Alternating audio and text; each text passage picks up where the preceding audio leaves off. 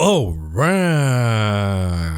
Today is Thursday, the 4th of April. This is a recap for the stock market activities today. And folks, I got a good one for you tonight. What a day, what a day, what a day it was. Unbelievable action. If you're tired, if you haven't slept, if you're not paying attention, this is not the kind of market for you. And we said in the beginning of the week, you gotta be aware that this is the calm before the storm. Something big is about to hit, and boy do we have a lot of landmines that we have to pass. This market is exhausted. When I say exhausted, I mean exhausted not in the sense of tired, but in the sense of exhausted all of the bullish bullshit excuses. From the rate cuts, to the bubble in the AI mania, to the government spending, and now we actually have catalysts that could derail everything. Think about the payrolls tomorrow. Think about the geopolitical situation that's happening between Iran and Israel. Think about what's going on between Russia, Ukraine, and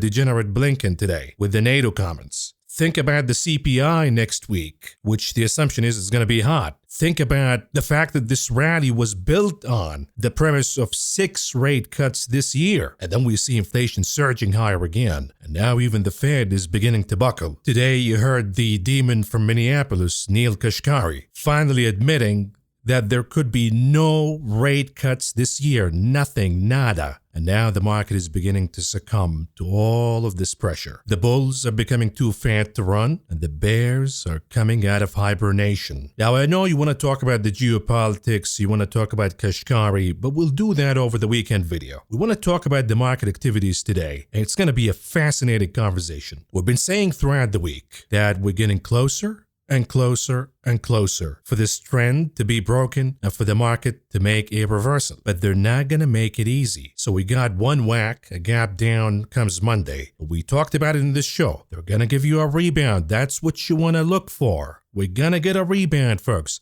But then there's a point of failure, and you want to short the living hell out of the market from that point of failure. And the market played out exactly the same way we anticipated, even though there's this bullshit algorithmic reactions that we see. Yesterday with the services PMI, prices are going higher, but they're going higher at a slower pace. Let's take our panties off and begin jerking off. Have you forgotten that we are in the icy hot phenomenon? Services inflation moves from the hot category toward the icy a little bit, just a touch. It cools off a touch. But manufacturing is now moving from the icy toward the hot. The cumulative impact of that is higher inflation. Sticky inflation in services plus revival of inflation in manufacturing. Net, it's bad. But the algos are dumb. They see any piece of bad news that means rate cuts and they pump the market higher. But yesterday we've seen that reversal at the end of the day. Today it's the same story. We wake up with jobless claims, the highest in 9 weeks. Bad news. But the market takes it as, oh, we're going to have rate cuts now. And we see a huge pump pre-market. But again, the cumulative effect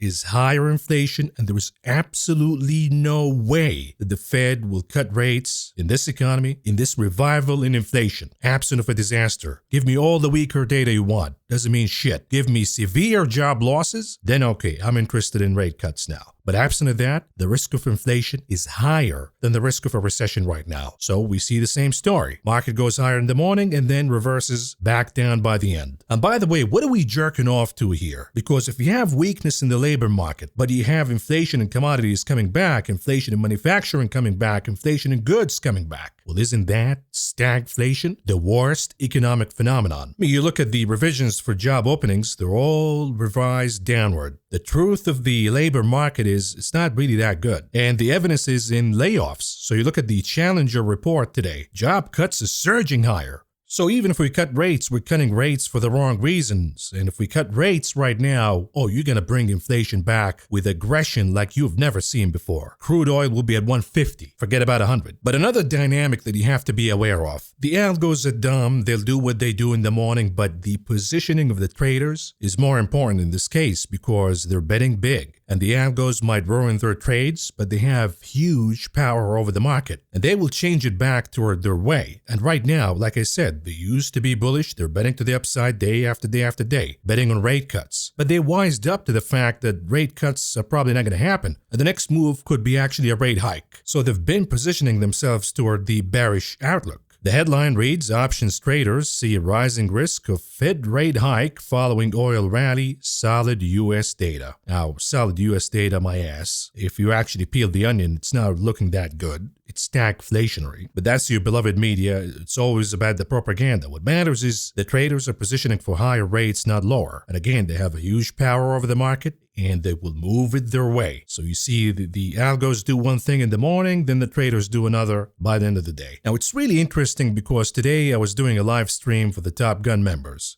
and the market was higher. And the title of the show was Bad News, Good News, or Trap in the Making Before the Payrolls. And of course, as we were doing the stream live, the market began to flush down aggressively. And we were debating, did the jobs report leak, for example? What's going on here? And I said it could be geopolitics. And the evidence is, you see in the chart that you're looking at right now on the screen. In white, the SPX, the S&P 500. In blue, the VIX, the volatility index. And in orange, the USO, the oil fund. Notice that the moment the market went down, it was due to the volatility index moving higher. Why was the volatility index moving higher? Because oil prices surged higher. To my eye, that looks like a geopolitical fear regarding Russia, Ukraine, Israel, Iran. Doesn't matter which one. World War III? I mean, it's getting worse and worse by the day. And then you plug in the stock of Lockheed Martin in red, LMT, and it seals the deal. It was absolutely geopolitical risk because you wouldn't have seen the stock of Lockheed Martin surging higher by the end. Now, in this show, we've been talking over and over and over again about the geopolitical risk, and a lot of you said, hey, Maverick, it doesn't matter. The market stocks just go up. Well, to a degree, you can ignore the geopolitics, but at some point, they're going to catch up with you. And we said that this is the most dangerous geopolitical situation since World War II. And now it's catching up with us, and the impact of that is inflationary because it's pushing oil prices higher. And now we see U.S. gasoline prices hitting the highest level in 6 months. What does that mean? Stagflation. Higher inflation for the consumer, which means they're going to pay more at the gas pump, not at restaurants, not travel and leisure, not stimulating the economy, buying shit. And then you have companies who are going to face higher input costs from the increase in the price of transportation. We talked about the problems of marine shipping in the Red Sea and the Panama Canal. We talked about the collapse of the bridge in Baltimore. All of this was already adding a lot of pressure. And now we have the revival of energy inflation. What do you think companies will do? They will pass that extra cost down to us, the consumers. So inflation is about to rage, keyword rage, higher. And the dummies at the Fed who think that they got mission accomplished and they declared victory prematurely and they've been touting rate cuts, those morons, inflation is going to stick a fork in their eyes. The problem is they don't care. I mean, Jerome Powell is a multimillionaire. He's going to retire in peace. He's going to leave us with the mess. And that's why that man is a criminal. If there was any justice in this country, the man would be put on trial for the crimes that he committed against the next generations of Americans. But folks, when it rains, it pours. Prepare for oil prices to explode higher. Prepare for gasoline prices to explode higher. You will be paying more and more and more. Regular gasoline will cost you an arm. The mid-range gasoline will cost you a leg. And the premium gasoline will cost you your balls. That's what's going to happen at the gas station because it's not just the geopolitics. Look at what's going on with the depletion of the SPR, the Strategic Petroleum Reserve of this country. The Biden administration been depleting the SPR to the point where we now have 17 days left in reserves. Once again, we only have 17 days worth of petroleum left in the reserve, and they can't fill it anymore because gasoline prices are now at $90 a barrel. In other words, the Biden administration is running out of cards. They played their cards, they won for a little bit, and they got too cocky, touting Bidenomics, defeating inflation, the Inflation Reduction Act. Well, now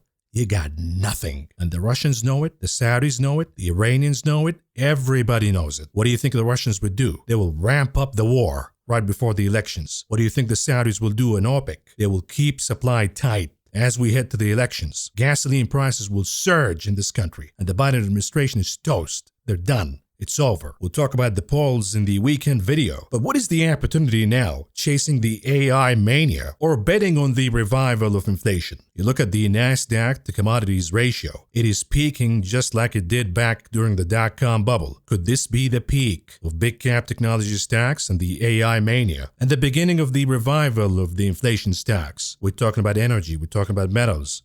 We're talking about grains. We're talking about staples. Any company with the pricing power, those are coming back. and the market has gone out of whack. The moment the Fed said rate cuts, everybody put their blindfolds on and they began buying regardless of anything. Well, the Fed fooled all of you. The Fed promised something that they cannot deliver. There was no way they're going to cut rates without a disaster. And look at the massive gap that we have right now between the Nasdaq and, by the way, the S&P, the same case, and Fed rate expectations. There was correlation, but then the gap opened because there is a degree of complacency and stupidity by investors. The coked up managers in Wall Street, they keep pouring retirees' money into the market because it comes down to, oh, you made 9% returns, bro. What do you? No. You're not in the cool boys club. 20% above, you're in. So now the managers are doing coke and going crazy with betting on the market to pay for the hookers and join the club. But what happened is this massive gap. And the question is, are we about to hit, maybe we already did, hit an air pocket, and this gap is going to close in the most aggressive and brutal fashion. Now, with all of this setup that I just laid out for you, we still have pussy bears who are absolutely pathetic and Debbie Downers. You saw them today in the chat. I was on Discord looking at the chat, did not join, but I was watching the conversation. Oh, the market always go up. It's never going to go down again. Yesterday we talked about, hey, we're going with the 515 500 puts for the SPY. Expiration date April 19th. We paid about $2.20 a piece. Today the market gaps higher. Not the best outcome for a trade right the very next day. Got it. But we still got time. And oh, by the way, the setup is ugly. We have broken the trend already. We said that we're looking for a point of failure. Let them rebound. Let them close the gaps. And then they're going down big. They're giving you the opportunity. If you haven't hedged your portfolio, they gave you an opportunity to do that. If you haven't shorted, they're giving you an opportunity to do just that. But again, the pussy bears, the crybabies, they're unbelievable creatures. But I was impressed by some folks in the chat room. Let's call them the, I don't know if you remember that scene from Pulp Fiction. The hard pipe hitting with a pair of pliers and a blowtorch. I'm gonna call a couple of hard pipe hitting to go to work on the homes here with a pair of pliers and a blowtorch. And some of these guys were, no. What are you talking about? We're doubling down. Matter of fact, we're buying back the 500 and we're doubling down on the 515. What are you scared of? By the end of the day, here it is. The same spread. 515, 500 puts, same expiration date. Now it's worth $420. Unfortunately, a lot of you are not really following what's going on. We go back to March 22nd. I said Island Top Monday, bitches. We've been talking about the Island Top. You see the Island Top? Goodbye. Here's your Island Top. It did play out. We never really beat the Island Top. At least not yet, and it doesn't appear that after today's action that we're going to beat it. April 2nd. The beginning of the week, I said scared money won't eat. The 1 hour chart oversold? Question mark? Sure. Let them rebound. They're giving you the opportunity, you fools. Dailies and weeklies are damaged. The viewer goes with the bear crying, I'm done. That's Monday, right? Because it looked kind of good, but then they bounced it higher. My response was, LOL. Any failure to rebound tomorrow. And you should be going guns blazing to short, not give up. The market is shifting your way for the first time since last October. All what you got to do is look at the weekly chart for the cues. The leading indicator for the SPY, the S&P 500. And you see on the MACD indicator, the momentum is shifting. That's when you want to go guns blazing. You don't want to be scared. And if you happen to be an investor with a long portfolio like me and like most of you, it's time to hedge, not to be arrogant and cocky and stupid. Now look, we have important catalysts coming out, and they might give you another opportunity to hedge your portfolio and perhaps join some bets to the downside. Suppose the report tomorrow comes out cool. That's the cooked jobs data. Although it's kind of hard to believe after the AAPL report showed that wage inflation is at 10%. Once again, 10%. Not consistent with the 2% target of the Feds. So for all you know, it could come out hot with hot wages and the market goes down again. But suppose it comes out cool and the market catches a relief. I don't think the relief is going to last for too long because the conversation will shift toward, okay, the report is behind us now. But what's going to happen over the weekend? With the geopolitics, are we going to see something crazy such as Iran hitting Israel and then we see Israel hitting back and World War III, let's go? What about the CPI coming out next week with the surge in gasoline prices that we've seen so far? You actually want to hope for a rebound in the morning tomorrow and then it comes down again. So be on the lookout for such scenario. But again, It could just come out hot and we continue to go down. Now, let's do some bragging here because we do the live streams for the Top Gun members. I know a lot of you say, Maverick, that's too much. $100 a month, that's too much. Meanwhile, you're paying $400 on OnlyFans to jerk off to some ugly chick with feet that has 6 fingers, right? You have no problem paying for that. But when I ask you to pitch in, you gotta look and budget it in, even though it's tax deductible, baby. Or we're delivering some good stuff for the members who are joining the live stream, and today was a good session to say the least. Listen to what we talked about when it comes to the VIX. The risk is still here that we could be in for an ABC breakout. We have 2 important catalysts coming. You got the payrolls tomorrow, then you have next week's CPI. This is why the title of the stream today is it really bad news, good news, or do we have a trap in the making here? And here's your update. Big pop in the VIX. It did play the ABC pattern. And again, a breakout in the VIX like this might cool off tomorrow, but in the weekly chart, I think we're due for a breakout. We'll probably be at 20 plus next week. Then we talked about the SPX, the S&P 500. Here it is. Take a listen. Now, what I'm paying attention to is the SPX. We have a trend. You see the trend going back in the 4 hours chart. Let's expand this a little bit. Do we have a rescue here? That's the important question for today. Is it really a rescue, reclaiming the trend, or is it doing the bears a favor by closing that gap so you don't have to worry about it anymore and then coming back down? And here's the update. It played out exactly how we anticipated. You see the break in the trend, the fake rebound, recapturing of the trend, but it played out in an inverse ABC, and we closed the gap. So now we don't have to worry about a gap above. This is as bearish as we can get. Then we gave you some lotto tickets that paid off handsomely. We begin with Apple. Take a look. For now, you might also look for a lotto ticket on Apple tomorrow. I'm seeing folks buying the 170. This could play out even today if indeed there's a flush in Apple by the end of the day. So if you look at the 170 and you go with tomorrow's expiration, it'll cost you about 20-something cents. So it is a really cheap play, 25 cents. And if today, let's say we're back at 170, this is going to be a gain of about, let's say, a little over 150%. So if you buy it right now, it's just really a play for today. Otherwise, you want to wait till the end of the day before you make that decision. If you're playing a lotto ticket for tomorrow, wait till the end of the day. If you're playing it for now, for the next couple of hours, you probably want to do it right now, betting on the weakness in Apple that we continue to see in the last hour. And this has been a theme for this stock. Here's the update in the 5 minutes chart of Apple. You see the flush down and we lost 170. This is the second failure in a row for Apple to rally. And the trade that we talked about, the lotto ticket, is now worth about $170 a piece. From $25 to $170 in about an hour. Come on. And if you thought that was good, we've done another one on Tesla, the souffle. Take a look. Anyways, it did the job here to do some short covering, but now can you have a trade on it, on Tesla, just to play this pullback because it's a little too hot. So if you look at the 15 minutes, for example, a little too hot. So if you're betting on that correction, what do you do here? It's a little expensive, so you don't want to spend too much on just a short-term play. Here it is. You see, Giga Berlin made cars to India. So you're gonna manufacture cars in Germany to ship them to India. Come on. But anyways.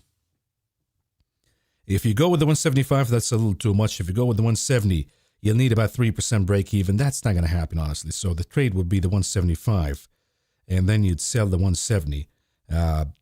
It's still too steep, right? But you're probably going to close it today for a profit before the close if you do that. And here's the update. Tesla 5 minutes chart. You see the head and shoulder, and we flushed down.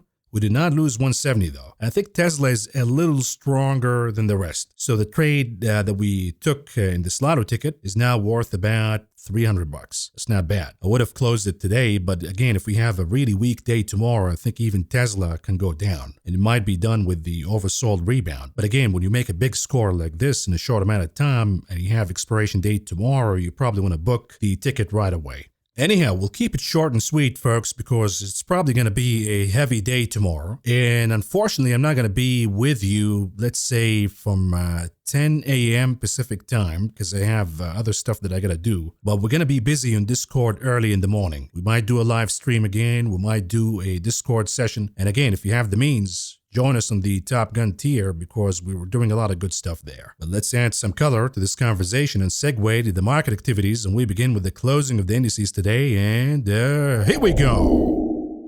The diamonds down by 530.16 points, or a loss of 1.35%. The Nasdaq in the red by 228.38 points, or a loss of 1.40%. The Spider also in the red, down by 64.28 points, or a loss of 1.23%. And the small caps Russell 2000 down by 2.06 points, or a loss of 1% even. You look at the sector's performances today, all in the red, no winners at all, but energy continues to lead. So energy is the big leader for the week. So last week's video was, it's going to be a battle. The managers are going with the rate cut / soft landing theme. They're going all in the IWM and biotech and the regional banks. The maverick of Wall Street is going with the inflation theme, energy, metals, the packaging stocks, trucking, etc. It is clear that the inflation theme is winning so far. When we look at the market breadth, back to bad.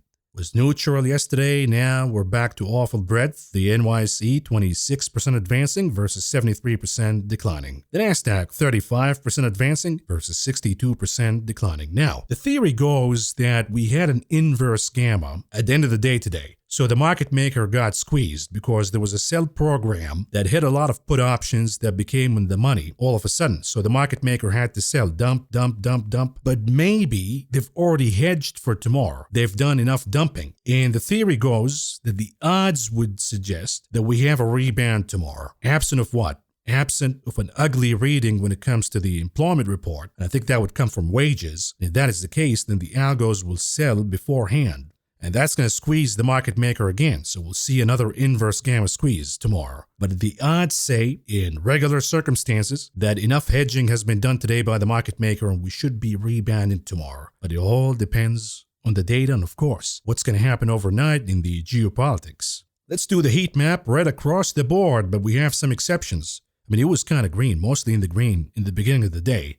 What a difference an hour makes. So we see technology down, the banks down, most stocks down. We have few exceptions. The souffle Tesla was stronger to begin with. It was up about 5% at some point during the day because, number one, you have Ford scrapping the EV. And the assumption is, oh, Tesla's going to have a monopoly again, and anybody who wants an EV, well, they're going to have to pay for Tesla anyways, and that's going to restore some pricing power and margins. And then we had the fake news about the Berlin factory shipping cars to India. Anyways, it's just short covering. It was due. The stock was oversold anyways. So that stock closed positive. Another name that was strong in the morning was Meta. It got an upgrade today, so it was up big in the morning. So even with the sell-off by the end of the day, it did not really take it down to negative. GE has been a strong performer since the beginning of the day because of the new restructuring of the stock.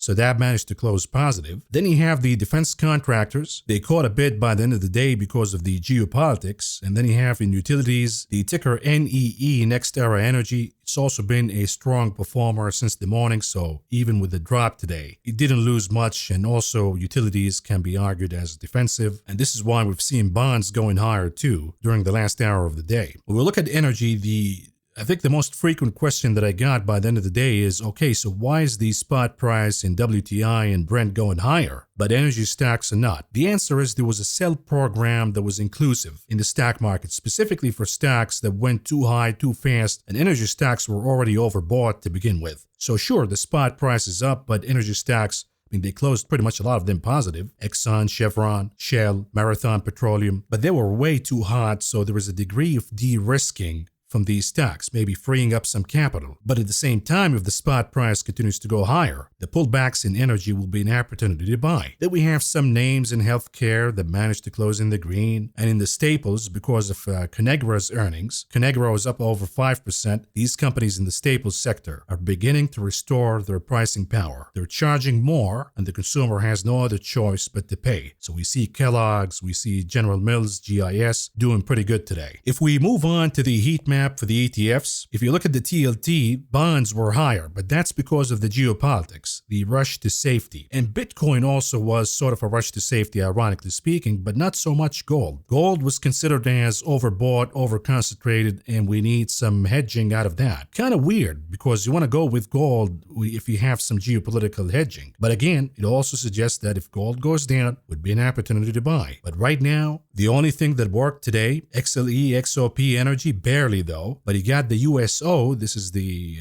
spot price for crude oil. That one did outperform energy stocks. And I think in the next period, we'll see the spot price outperforming the individual stocks. But pullbacks in individual stocks in the energy sector will be an opportunity to buy, so long as the spot price stays higher. Now, the question again, is Bitcoin really a hedge against geopolitics? Well, this is how the market treated it today. Bitcoin caught a bid by the end of the day, so it could be a hedge, at least for now. You gotta play with the market gives you. There is a cohort of investors today and traders who looked at Bitcoin as a safe haven against the volatility from geopolitics. Whether that's gonna last or not, I don't really know. But all I know is they went in. I think that you have to trust them, that they know what they're doing, even though it doesn't make sense. But again, if we have a war with Iran, energy prices go higher, and we have pressure on the dollar, maybe Bitcoin would be an alternative that folks will flock into as a tradable currency. Let's move on to commodities. Again, the dollar did not do a lot today. Was actually negative for the majority of the day. And yesterday we talked about, since Brent oil hit 90, which is the psychological threshold for profit taking, maybe we see energy going down today. For the most part of the day, energy futures were actually down until the news came out. We've seen a rush to short cover and stampede to buy energy. So by the end of the day, the WTI was up a little over 1.5%, and crude oil Brent up about 2%. You got the gasoline RBOB, this is what we paid the pump, up about 1.5%. Diesel, heating oil up about 0.75%, a little more. Nat gas, disappointing today. It looked pretty good, it looked promising, but the Henry Hub could not make it and was down 3.5%. Can we get a rebound tomorrow? Perhaps. We might see a flock into the energy commodities sectors all in all, and we might see a lift in natural gas. But again, the technical setup was really good. Why couldn't the futures move higher? That's an interesting question that we have to float before we hop in and buy natural gas again. Softs, cocoa is up again about 1.25%. What's new? Coffee futures in a breakout, and ironically, coffee futures are forming a cup and handle pattern on the weekly chart. So, Mr. Powell, are you still sleeping or what? Energy going higher, cocoa exploding higher, coffee exploding higher, grains are making a comeback, metals exploding higher. What more do you see to understand that the next move should be a rate hike? Even though today cotton futures was the weakest futures in the soft sectors, down about 2%. Metals flattish, but copper and palladium managed to eke a gain north of 0.5 percentage point today. Grains depends on the weakness of the dollar. If the dollar continues to go down, then we'll see wheat, corn moving higher. Today we see corn as the winner, up about 1%, but then we have declines in oats, rough rice, and soybean oil futures. Moving on to the big casino, the options market, what do we see here? The volume is picking up a little bit, but the top three names, Tesla, Nvidia, AMD, those are the ones that are still the hottest tables. I mean, Tesla, Nvidia, these two were accustomed to being the hottest tables, but today AMD joined the action. Not so good for the traders, though, who bet on the upside move in AMD because it went down by more than 8.25%. Apple used to be a hot name when it comes to options, not anymore. It is lagging way behind. What's really important is the shift from calls to puts. That's what you have to look for. And in Tesla, for example, the majority of the decline happened while we've seen a stampede in buying calls versus puts. The moment the traders shifted toward puts, we saw Tesla coming back up. Now it's about 50-50.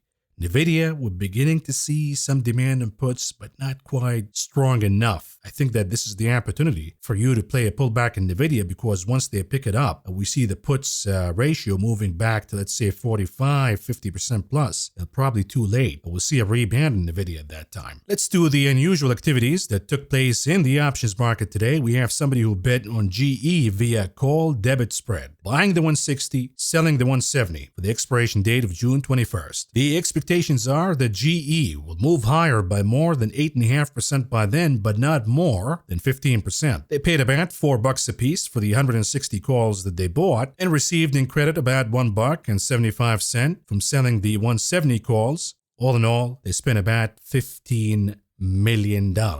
Huge trade for GE. And then we have VLO. It looks that we have somebody who bought or sold calls and then also bought or sold puts. When we look at the details, we can find it right here. Highly unusual. It's actually called a short strangle. So they sold the 200 calls and they sold the 160 puts for the expiration date of June 21st. Why would they do that? What is the point of doing a short strangle? My hunch is this is a shareholder of VLO. They think that by the expiration date of June 21st, the stock is not going to be at 200 or above. And if it is, they sold the covered call and they're just going to sell their equity at profit. At the same time, they sold the 160 put. And their thinking is if it goes down below 160 by the expiration date, they'll be willing to buy the stock at 160 because they'll think that it is undervalued at that point. All in all, the credit for this trade was about $2.25 million.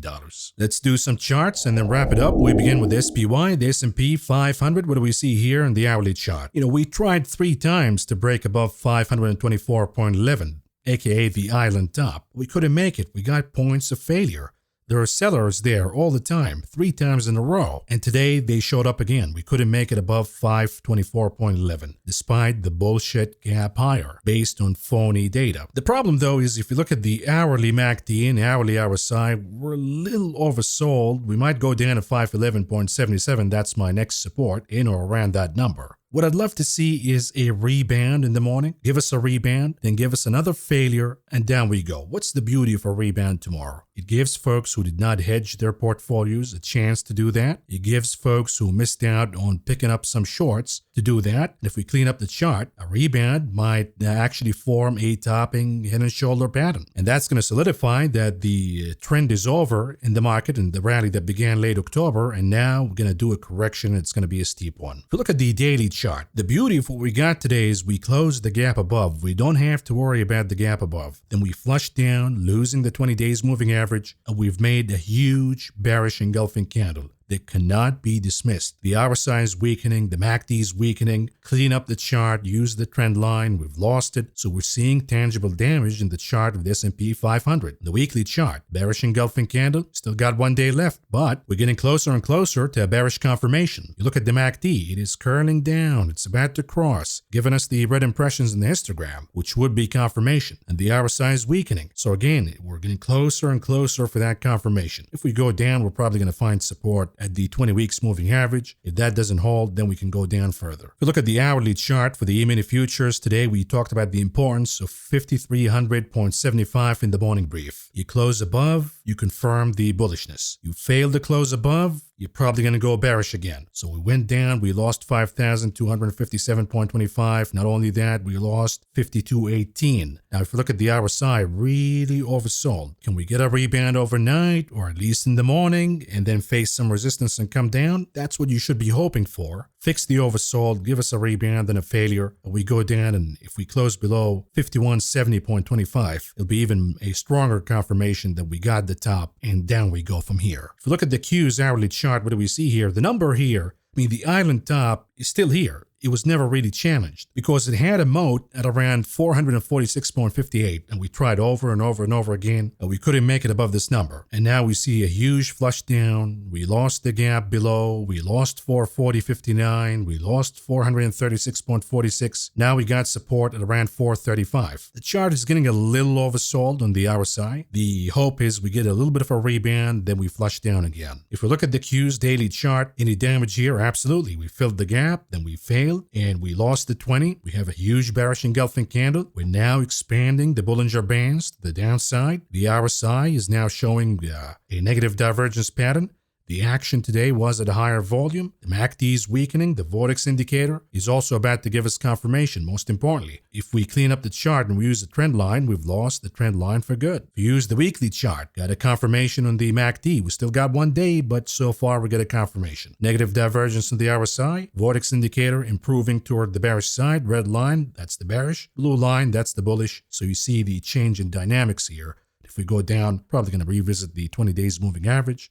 The weeks in this case, and then we'll take it from there. In the NASDAQ futures daily chart, we got the double top and we lost the trend line, and now we've lost 18,100 121.5. So we got some confirmation here that indeed the trend is over. And we are now facing the first real correction in the rally that began late October of last year. If we look at the small cap IWM and hourly chart, what do we see here? We've been talking about the possibility of an ABC pattern in which the B leg could take us all the way to filling the gap and then down we go, and it's playing out exactly as we anticipated. So now the assumption is, since we filled the gap and you can look at it and see a topping head and shoulder, I don't have to draw it for you. The assumption is we go down and we lose 202.53, maybe we go down 201. But there could be a rebound in the morning at least off the payrolls. If it doesn't make it above 205.59, then the odds are we'll fail again and we'll go down to 201 sooner than later. On the daily chart, any major damage? Not really. We just lost the 20 days moving average.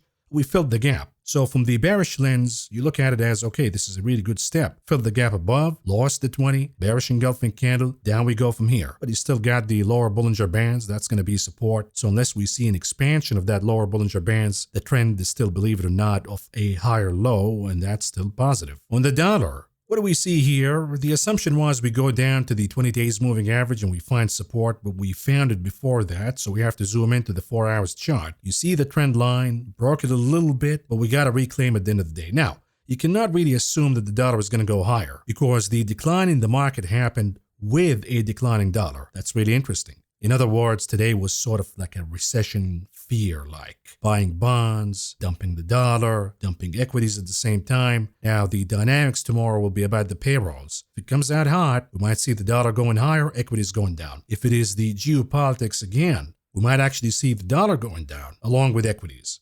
So if we look at the old man gold, it's been hot, hot, hot. It didn't really care about the dollar. We talked about the possibility of the dynamic of gold going higher along with the dollar. We're seeing it right here. That's because of stagflation. But is it way too hot that gold becomes a little risky to chase right now despite the geopolitics? Maybe. Maybe this is why folks decided to buy Bitcoin instead of gold, just because gold is overbought. Today's going to be a real test for gold. If we see geopolitics flaring up again, if we see a hotter jobs report and it continues to go higher, then so far so good. If it stalls and it begins to go down because the dollar going higher or because of geopolitical hedging, taking money away from gold and shifting somewhere else, quite unusual, but it's only happening because gold is way too hot, technically speaking. You look at the GDX, gold miners, we've broken above the sloping line of resistance. We talked about 33.5 as a point where we're going to find some resistance. Now, if GDX pulls back and it still trades above the sloping line of support now, that's still good because it's giving you an opportunity to hop in and buy gold miners, better yet buy the GLD. So pullbacks in gold will be good because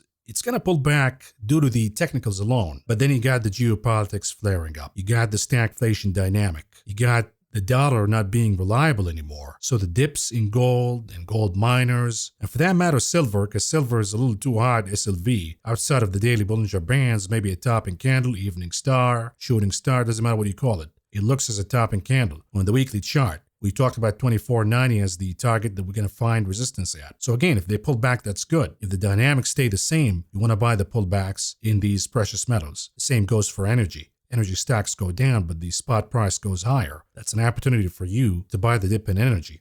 Now, if we look at UK oil, Brent oil, ABC playing out, a little too hot in the RSI, but this one, you can excuse the heated conditions in the RSI and the MACD because it is directly involved in the conflict and the risk in the geopolitics. Look, if Iran and Israel go at it, we'll see a blockage in the Strait of Hormuz. That's for sure. And that's going to restrict a massive amount of global oil shipping. That's going to cause a massive shortage, and oil prices will surge higher than anyone expected. So this is why we see oil appreciating today, not so much gold, because gold is overheated and you cannot make the argument that it is directly involved. You can find alternative assets that are not that overbought in lieu of gold, at least for now. You got the XLE energy stocks.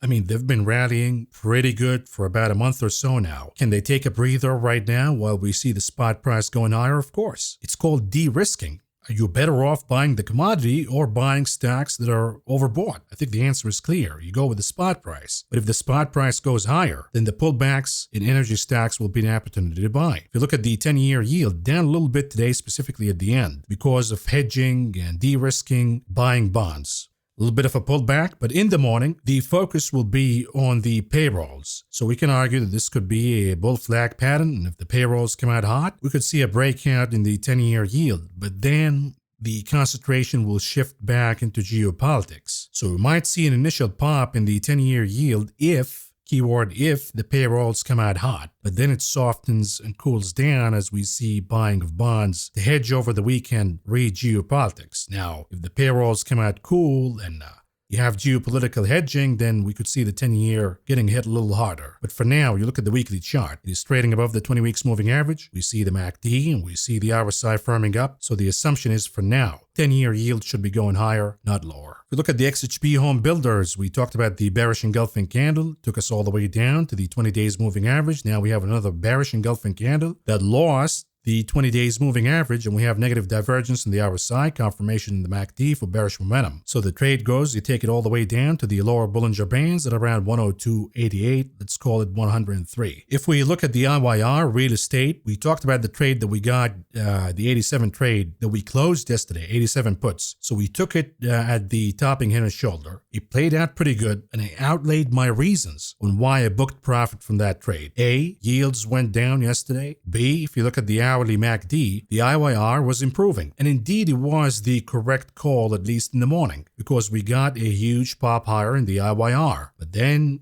it turns out it's filling the gap and then it flushed down. So if you did not close it, no harm done. But if you did close it, you did the right thing, at least in the beginning of the day. And now you can put it back in if you think that yields are going higher and the IYR is going down. In the daily chart, we see expansion of the lower Bollinger Bands, perhaps rejection we got here off the white line. That's the 20 days moving average. We might be heading down to find support at the 200 days moving average in blue.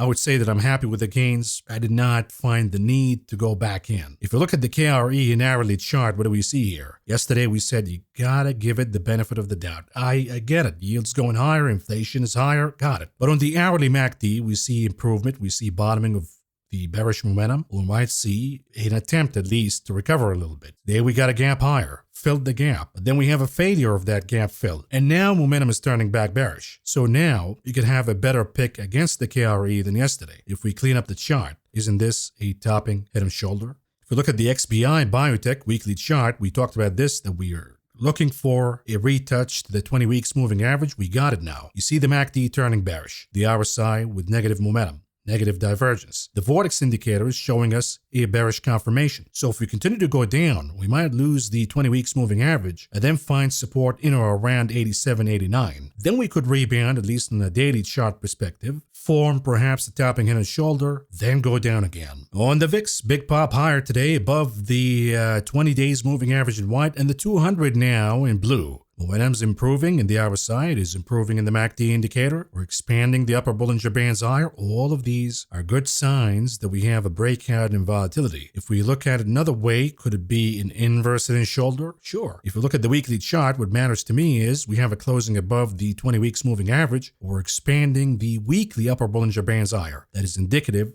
that volatility will increase in the next few weeks, which means that the correction in the market has begun and we'll see more and more downside in the indices. Big Kahuna Apple, what do we see here in the hourly chart? Failure again to close above 170. At some point, you got to give it up. So we have to go with the fact that we stick to the trade that we have, which is the 170, 165 puts. Maybe we add to it because if you look at the daily chart, head and shoulder, sure. Look at the MACD. Failure to revive and continue the bullish momentum, sure. No confirmation yet, but if we go down again tomorrow, it's going to show red candles on the histogram, confirming more downside to come in Apple. And the next support that we got is the lower Bollinger Bands at around 167. Souffle Tesla, relatively stronger than the rest on the hourly chart. I mean, it tried really hard to continue to rally, but it failed to close above 175. Good news, closed above 170.60. If we have a positive action in the market tomorrow, relief rally, oversold rally, payrolls rebound, dead cat bounce, doesn't matter what you call it. I think in that case, Tesla would lead the positive action and it could be in an ABC pattern because for now, it is still oversold. But at some point, of course, when we lose 163.91, that's the double bottom for now. If we lose that, then Tesla has more downside to come and you can buy the puts at that point. If we lose 170 tomorrow, sure, you can play the 165, say the 150 spread. But I'm not going to jump in until we lose 163.91. If we look at NVIDIA, what do we see here? Hourly chart, it failed to close above 904.85 on an hourly basis. We got actually a strong rejection at that point, forming a bear flag. It didn't take long for the bear flag to play out. We lost the most important support, 889.11, and then we lost another support at 860. So we have a lot of damage here. Now the chart on the hourly, if you look at the hour side, a little oversold, would not be surprised to see an attempt for a rebound initially at least. But if we lose 860 again, you got to double down on the puts and the shorts, because you look at the daily chart, lower high, sure. Final rejection of the 20, absolutely. We tried twice now, didn't happen. Negative momentum in the MACD, check mark. Negative divergence on the hour side, check mark. A drop on higher volume, check mark. Now we have support at the lower Bollinger Bands. That might keep the bleeding from exacerbating. But at some point, if NVIDIA catches a lot of pressure, it's going to expand the lower Bollinger Bands down, and then we can talk about lower targets such as filling the gap below. But for now, one step at a time. Tulips, Bitcoin, a real hedge against geopolitics, or are we just playing cute here? And it goes down again because we have a lower high. Momentum is still negative in the MACD. We're above the 20 days moving average in white, sure. But we might lose that overnight. We might change our minds that, hey, wait a minute, Bitcoin really a hedge against geopolitics? If it's not, but we lose the 20 again, then we're probably heading down to 64,000 as support. And if we do that, you'll see more damage in the proxies, such as Coinbase daily chart. Are we looking at a topping head and shoulder? Failure to stay above the gap? Failure to stay above the 20 days moving average? I see it that way. We have a bearish trade against Coinbase. We want to double down on that if we see another down day tomorrow. MicroStrategy, similar look, topping head and shoulder, failure to stay above the 20 days moving average, negative momentum showing up in the MACD, the RSI, the Vortex indicator. Down we go. That's the assumption. I have my support all the way down at 11.99. And we got a short against this guy too. And then we have Robinhood, poor's man short against Bitcoin, because MicroStrategy is a high roller table. Coinbase is also a high roller. So if poor man's table is Robinhood, we talked about the hourly chart. If we lose 1923, we have a confirmation of a topping in a shoulder. We lose 1840, more of a confirmation that down we go. Of course, we got a little oversold in the hourly MACD and the hourly RSI, so we closed above 840. Any loss again of 840 will confirm the trade that we got, which is the 17 puts on Robinhood. On the daily chart, another confirmation you want to look at is the loss of the 20 days moving average at 1831, because the MACD is already showing negative momentum, the RSI doing the same, and the Vortex, you see the red line about to cross above the blue, so we have more and more confirmations that Robinhood is probably heading down to the lower Bollinger Bands. If you look at Mara, the miner, rejection of the 20, not going to make it above the 20, but it got support at the lower Bollinger Bands. I'd rather go with Robinhood puts or Mr. MicroStrategy or Coinbase because they have more room to the downside. Mara already at the lower Bollinger Bands, so I don't know if we're going to flush down and expand the lower Bollinger Bands at this point without finding some support. Let's wrap it up right here and move on to the conclusion of this video. What do we have on the economic calendar tomorrow? A critical day because we have the non-farms, and of course we have the unemployment rate, hourly wages, we have consumer credit, and then we have a bunch of Fed zombies from Boston, Collins, from Richmond, Barkin, from Dallas, Logan, and Fed Governor Bowman speaking. So what are these zombies going to say about the report? What are they going to say about oil prices going higher? What are they going to say about rate cuts? If we get a hot jobs report, wages, and oil surges higher again because of geopolitical risk, then we might hear more of what we got today from Neil Kashkari, that maybe rate cuts are not going to happen at all. And that would be even more fuel to the fire on the theory that we are in a market correction right now. Interesting days ahead, but we begin with day by day, so interesting day ahead. We need some rest after a long day, so we're going to wrap it up right here, but we'll be active in Discord again tomorrow. So stick with us, but this is all I got for you for now. Thank you for listening, thank you for watching, and I will talk to you again tomorrow. Good night. Say goodnight, Raquel. Good night, Raquel. I'll see you guys around. Stay out of trouble, you crazy kid.